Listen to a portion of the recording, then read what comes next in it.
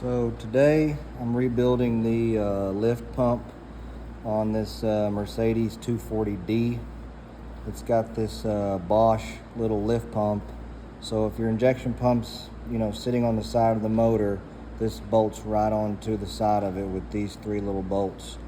And it has this little hand primer on it as well. So the reason I'm doing this is it was leaking everywhere, and I believe it was losing prime like overnight. It would get really hard to start the next morning. So I already took it all apart because I didn't really know how it came apart or what was inside. I wanted to look at it before I did the video. And I put it in the parts washer, and it was still a little oily because my parts washer is getting old.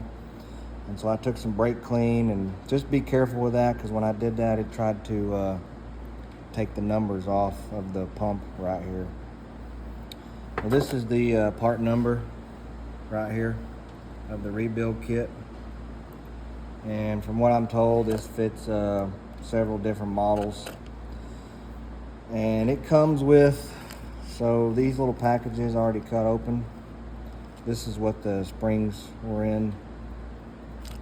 And then these plungers and all these washers, this cup and these parts here were already in the pump.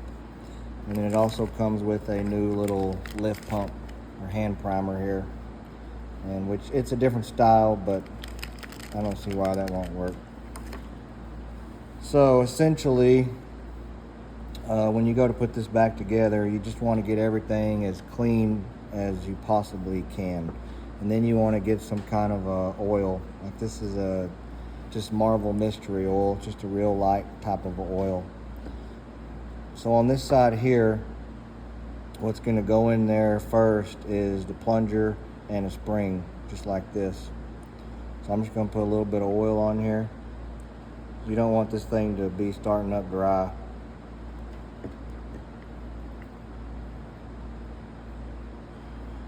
And then this fitting right here goes on this side. And I'm going to say it should have a washer. It goes just like this, where this open part goes. The plunger will go up in there in the spring. It didn't have a washer before, but I'm going to say it's supposed to have these type of washers. It came in the kit.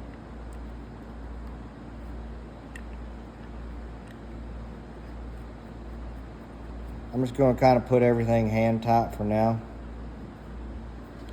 So that takes care of that side. And then the other side is where this fitting goes right here. This is where your fuel line will attach, and it just needs a washer. There's nothing that goes under that.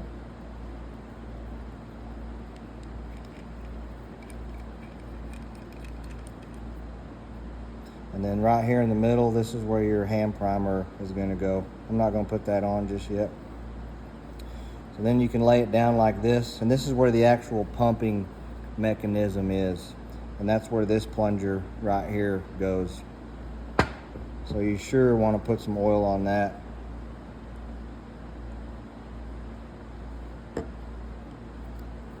little oil down in the case here, and it goes in just like this. It might be kind of a pain to get this out because it is kind of a tight tolerance, and you have to kind of turn it upside down and tap it on something and kind of wiggle it out of there. But anyways, this cam lobe right here, that's what's actually pumping. When the injection pump's running, it's pushing on this like this and causing that plunger to go up and down and pump the fuel. So then on top of this plunger here, you have this big old spring and this big nut here. So we're going to put one of our new washers on there, the spring and the nut, just like this.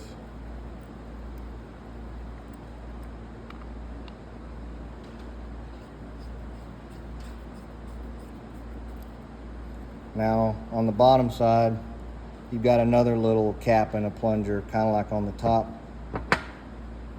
So kind of the same thing. You've got your plunger and you got your spring. Put some oil on there again.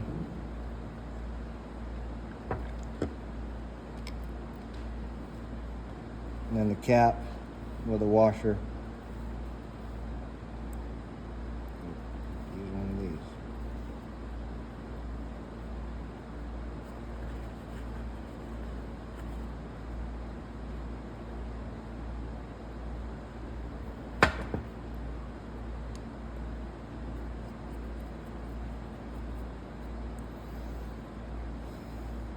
That's really all there is to it, other than putting this primer back on.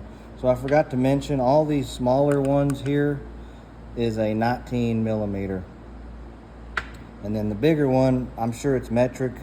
I didn't have anything metric that big, but I did have this 1 3/16", and it fits perfectly. When you're going to take all this apart, it'll make it a lot easier if you've got one of these little impact drivers, because they're on there pretty snug, and it's just hard to even hold it in the vise and get everything taken loose. But that's all there is to it. Hopefully it fixes my issue and helps you.